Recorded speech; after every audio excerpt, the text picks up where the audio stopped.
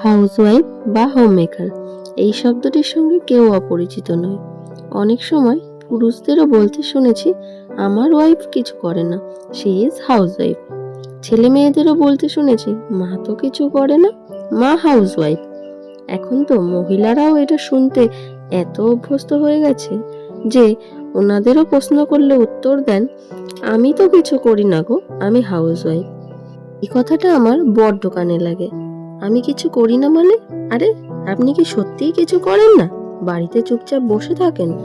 আমি নিজের অভিজ্ঞতা থেকে বলছি, বাইরে কোনো জব করার থেকে সংসার সামলানো অনেক বেশি কঠিন।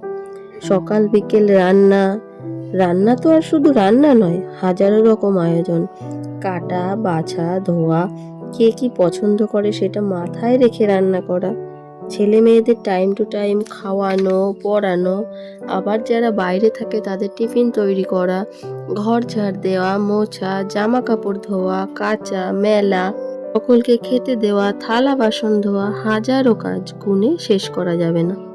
যারা বছরের পর বছর করে যাচ্ছে, এই নারী দিবসে আমি স্পেশালি তাদেরকে আমার সম্মান জ্ঞাপন করতে চাই। দয়া করে আমি কিছু করি না, আমি তো হাউসওয়াইফ, এই কথাটা প্লিজ বলা বন্ধ করুন। আপনি করেন, আর বাড়ির সবটা আপনিই করেন। Happy women's day.